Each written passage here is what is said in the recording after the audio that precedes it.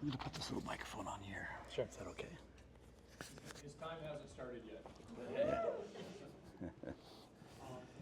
I like that because it stops time. Occasionally we all need to do that. My name is Chris Hobson of the Violin Gallery. Can you all hear this? Yeah. Okay. Chris Hobson of the Violin Gallery. And it's an interesting journey that we've been on.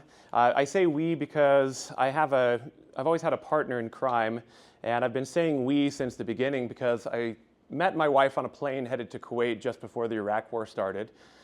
She's the one in the back here, with the Small Business Development Center.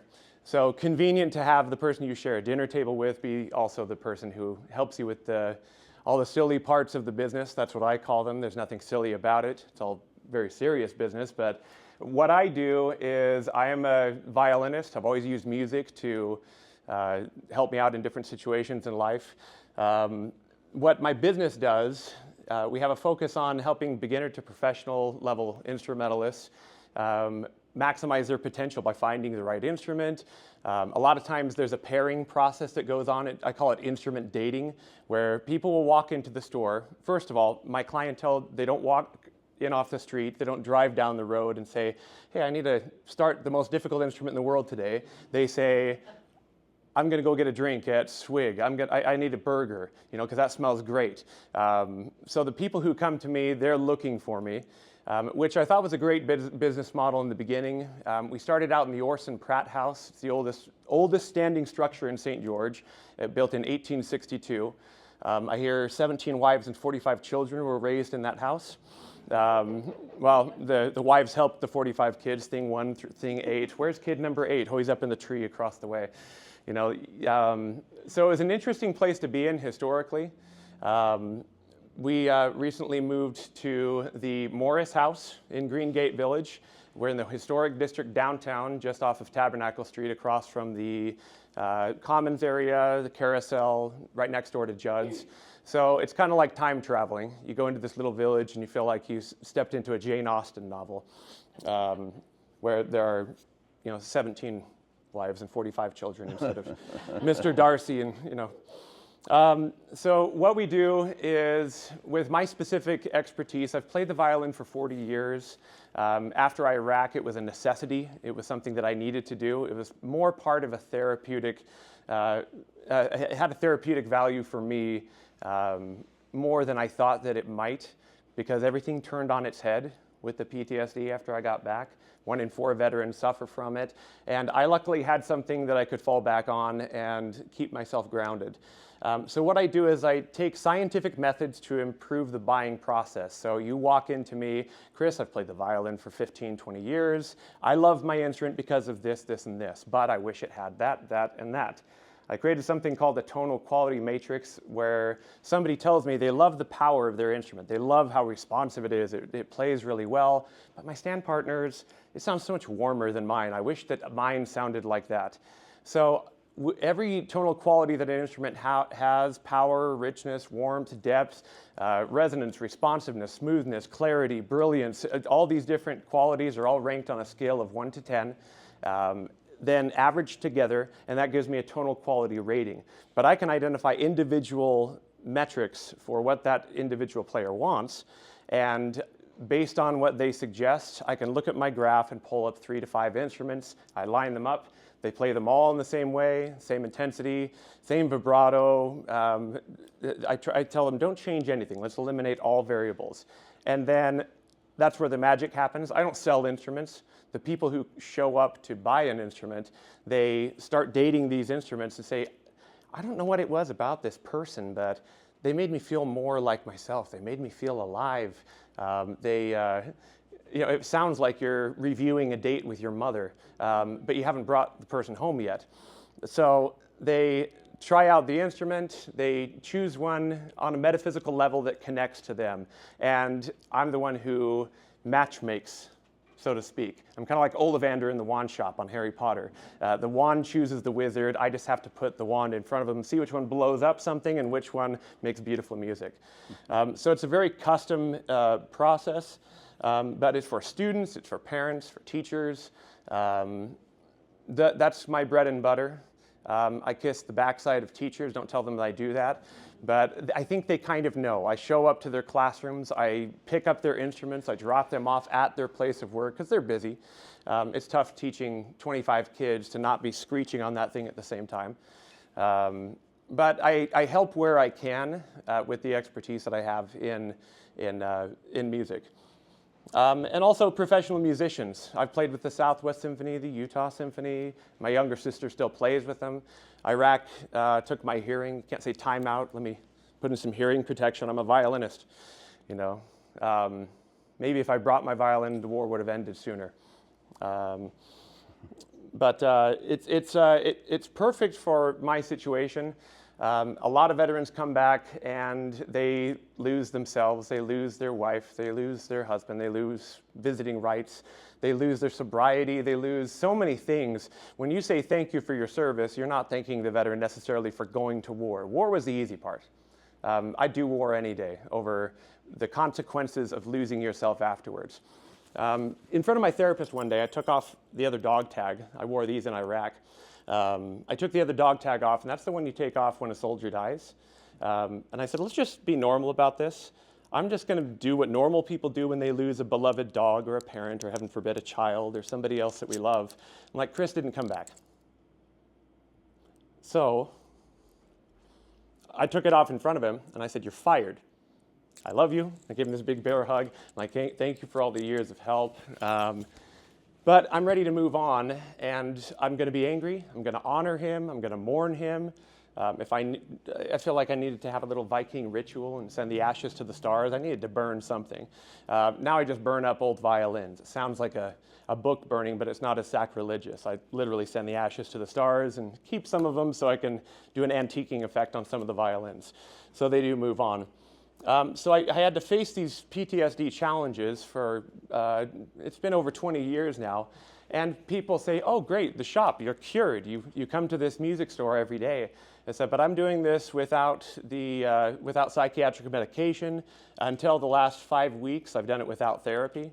I had to go back and do some hard work. Occasionally I like to get in the dirt. I'm like, give me something that hurts, that way I know I'm growing. Give me something that's uncomfortable, that way I can push through it and just test what I've built up. You don't build muscle without going to a gym. I do that not to look like a Nordic demigod, the top knot maybe, but I needed to clear the fog. I needed to move forward, to know that I've checked a box in the morning. I put my shoes on so I can't get back in bed. I got up, I went, box checked. I made my bed, I did the dishes, and that was enough for me. But opening up this store, it helped me have more of a purpose. And I feel like if you go to work every day, if you contribute to your community, if you contribute to the lives of your children, if you are good to your spouse, if people like you and respect you, which is out of your control, but not necessarily, it comes full circle. If you're a good person, people will notice these things. So the heavy advertising, throwing up billboards, radio ads, I don't need to pitch this.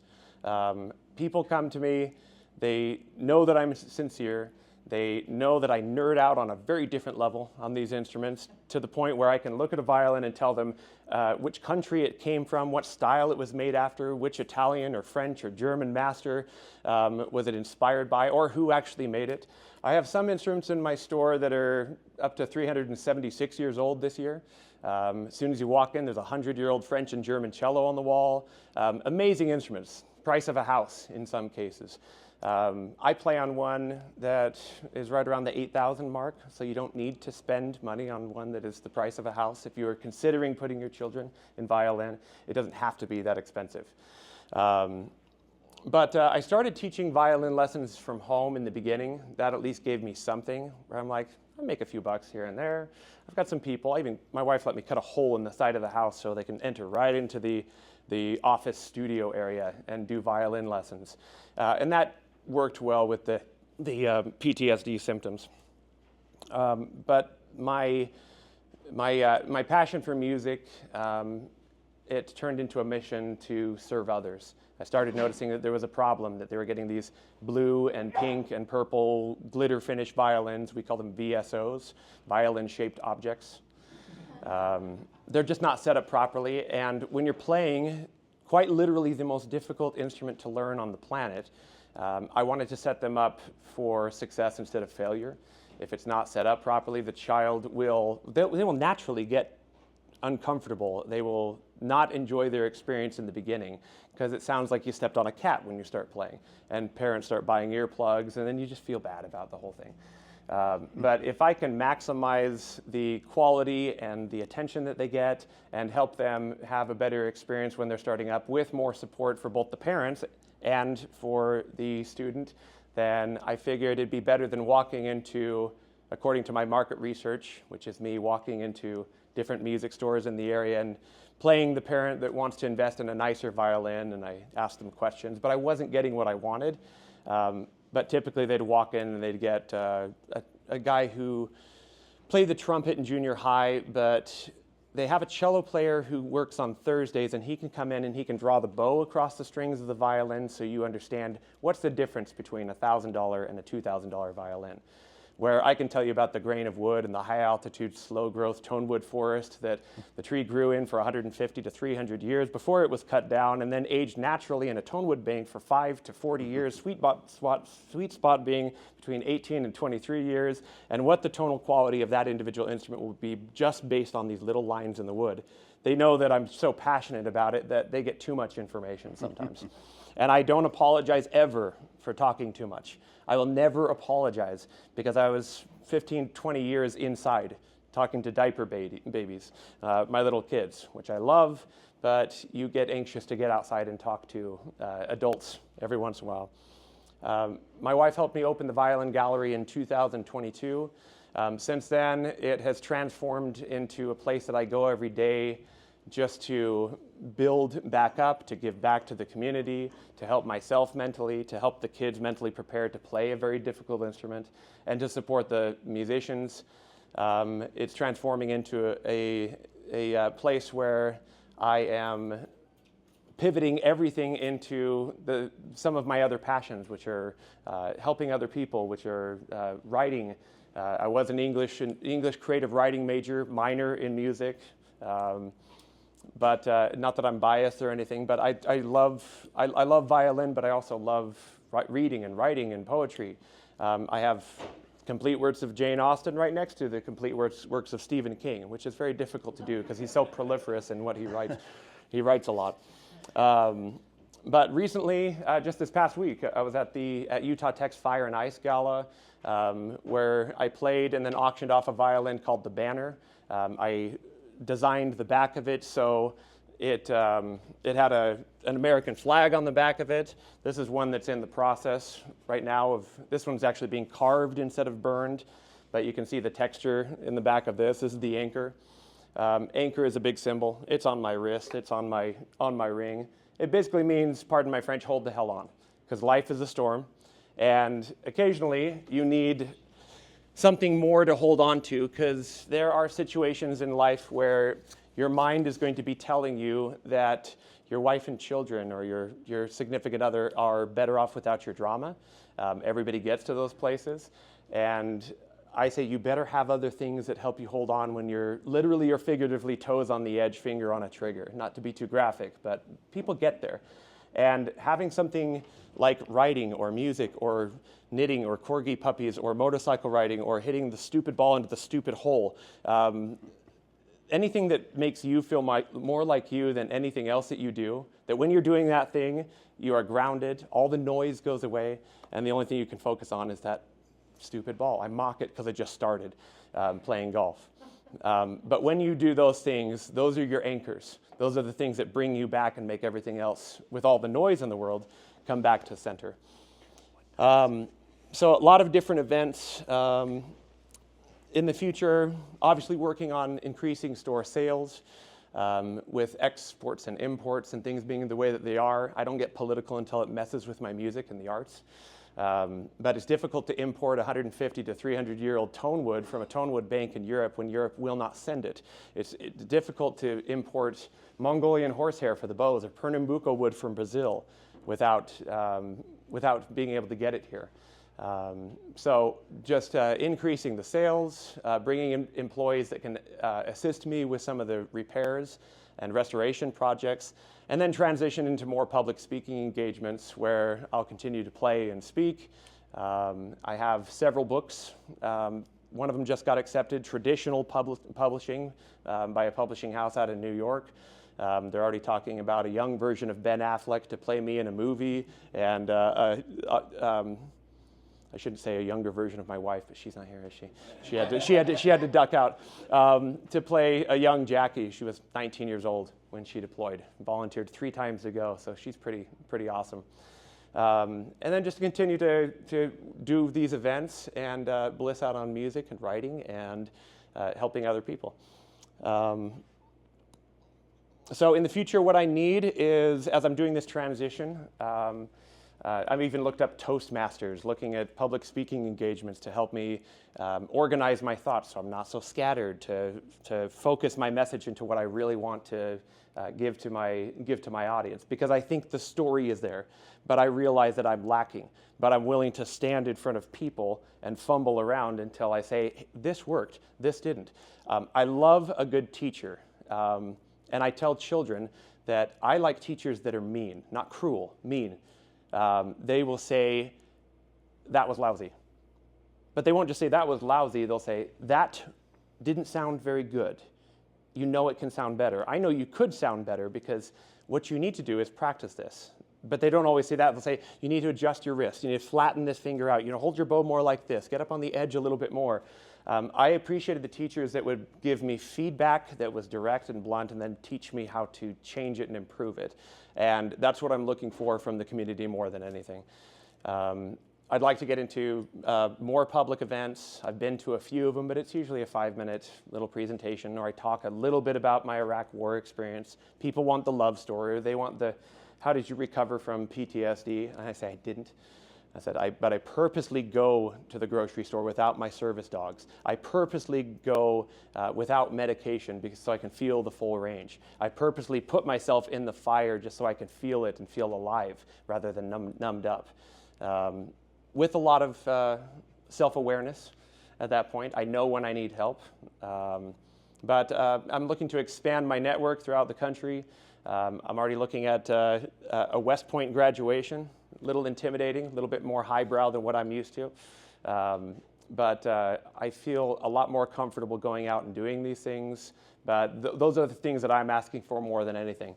To share music and to share the inspirational story and to give people what they need in regards to being able to overcome the problems that they have. Because every single one of us, if you're brave enough to go to work every day, if you're brave enough to go outside, drive down the street, if you're brave enough to raise children, you will be traumatized by all of these things at one point or another. You will have conflict. And we do that because we want to live. Otherwise, we'd stay inside all the time. But if you stay inside all the time, you're not really going out and living. So discovering who I am, discovering who we are, don't compare yourself to other people. Don't say, because mine wasn't at war, mine's not as cool as yours. There's no popularity contest in traumatic things, but you can take those things and you can turn them into something that will be productive and healthy. And that's what I've done with the Violin Gallery. I've been there every day for almost 4 years now, and I'm very proud of that. I've lost 6 buddies to suicide since I got home. We lost more at home than we did in Iraq, and most of them are off the grid. I can't even get a hold of them. But I'm hanging the hell on. I've got lots of anchors out. I'm trying to create new anchors, so if you know of anything that can put me back in situations where I can improve upon myself and help other people, I'm open to your suggestions. So be mean to me now.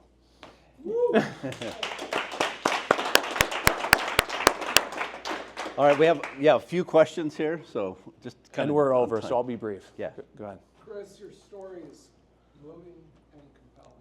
Thank you for sharing that with us. You're very welcome.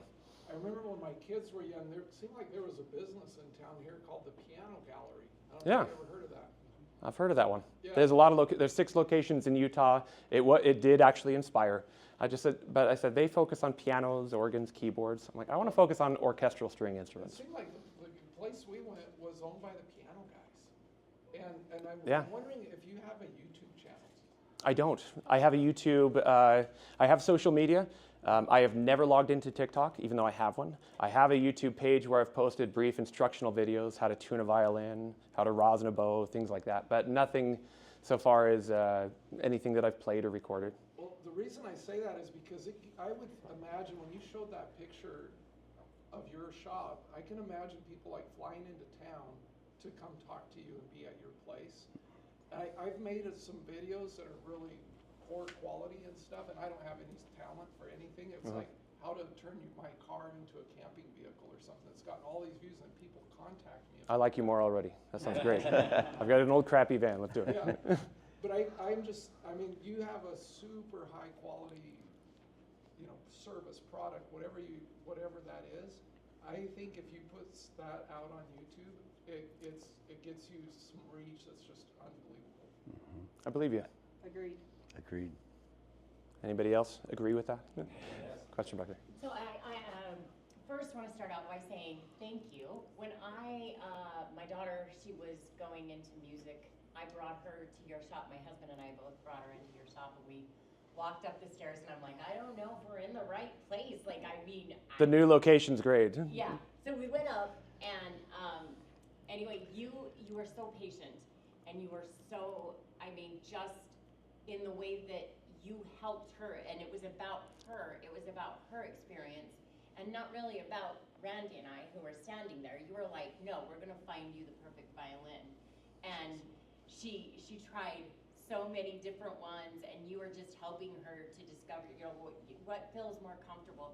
And I really feel like James was right on the point where when you should video the experience, ask the parents if you can, record the experience, because Like testimonials or during the process? the process. I'm bringing a videographer in today and schedule an appointment with a parent and a child. Because I'm telling you right now, the experience is what I fell in love with. Like that was amazing for my daughter, and I think that other parents, when they see the experience, they're gonna be like, oh yeah, hands down, this is where we're going. So I think that James was right on that. Thank you. That's You good need feedback. to have that experience. What was your daughter's name? Cambry. Cambry? I was gonna say you look familiar. Yeah.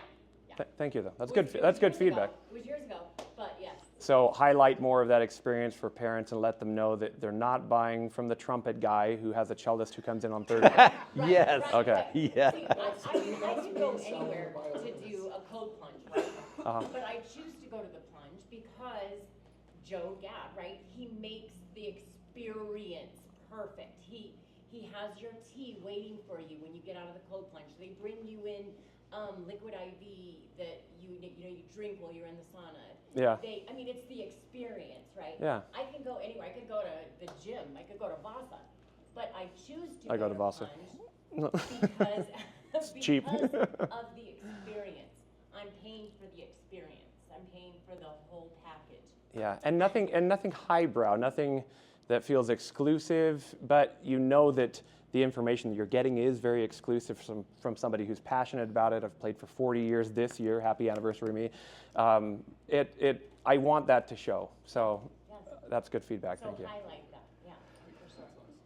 Very good. Thank you. Your story's incredible. Thank you. You're living in a living, breathing media laboratory, right? Every day. Mhm. And if you really want to expand your reach, he's absolutely right. Like you have media gold. And that's great content there. You have great content capability because you're in a living, breathing media laboratory. None of us have a clue about violins. We have no clue about your stories. We have no clue about the depth of your knowledge. And I'm still learning. Honestly, I think media is going to be your real friend if you'll embrace it, because the content potential you have is incredible. Someone find me some good media people. I Who do the piano guys use? Somebody connect me with that. Set up a little tripod thing and get the angle right. Sit It doesn't have to be chair, right? romantic. Yeah, That's what my wife Jackie, running the Small Business Development Center, she said people are turning away from things that are so just perfectly tailored, professionally done, everything just beautiful, and it feels so fake. Where people want to hear the stutter, they want to hear you, hiccup or fart or whatever you do. They want to hear that and know, oh, I'm talking to a real person who struggles with these things, but loves it so much that they'll help my daughter find exactly what she is looking for, because as parents, we don't know.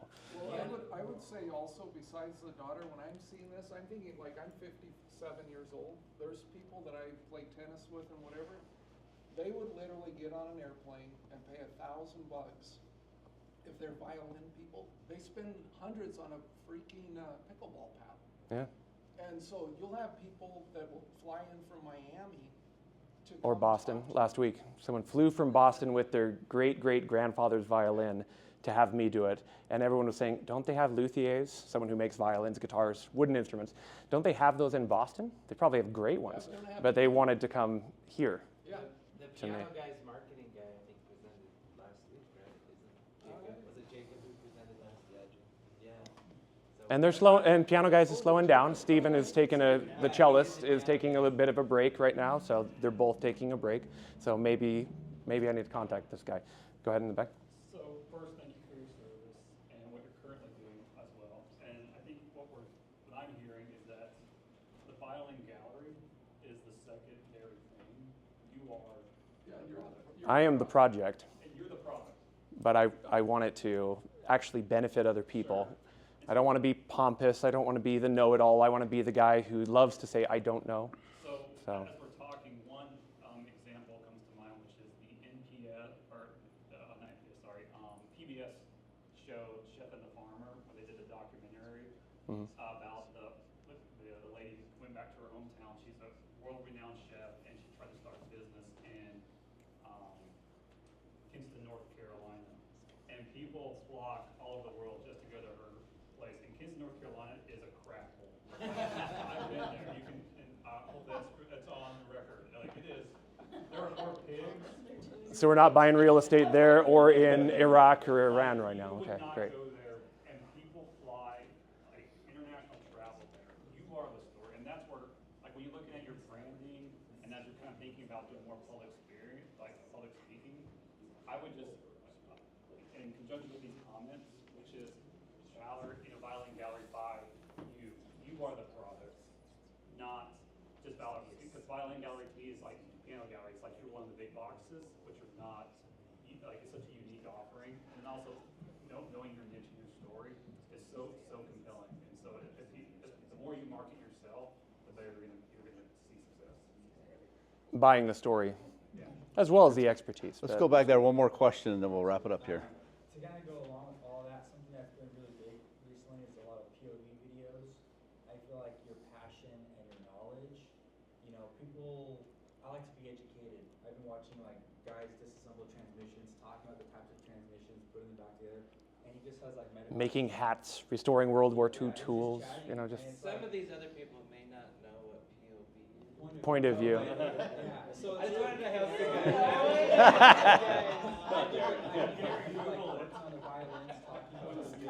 Darren had to look it up on his phone. That's huge. To the point where it's like people will find to be around you because of your knowledge and your skill that they're able to see both in one video.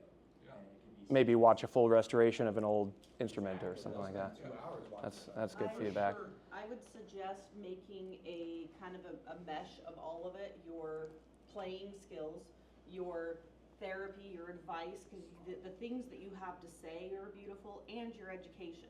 Like I said, find somewhere, set up a good light, set up a good chair, set up the little camera thing, and just leave it like that. And then every time you're off doing something, you're like, oh, just go sit in the chair, turn on the video, record, this is this, and then you're building something, you're like, oh, I'm gonna show somebody how to do this. And you just go over and you move to the chair, and then you finish doing the little project and you talk about it. And then you go back and do it, and every single time you spark, you just go sit in your chair and turn on the camera. My chair. Yeah, that's. And he said no more questions, so just don't raise your hand and just weave them in. I'm loving the feedback. You go away. Hey, you're more than welcome to stay. Yeah, we still got an hour if you want to stick around. So, But yeah. There are some Anybody else people who have to leave. question? Come talk with me afterwards if you have any more questions. Do you or have some feedback, I'd pressing love it. questions? Well, Just 3 points quick. I'll be less than 30 seconds. One, from the revenue perspective, if you add rentals, I don't know if you do it already. I do. That's huge because so many people want to try it. before That's they the do it. reliable, Okay. consistent stuff. So that's Not good. big, but reliable. Number 2, you do all string instruments, it sounds like? Not guitars or anything else. You can bring in a So like piano, a cello, but it's not going to fit through the bass, door. Something like that? Orchestral strings, Okay. if it's in an so orchestra. Larger than a violin, when you talk about the artwork, these larger ones will give you a larger canvas.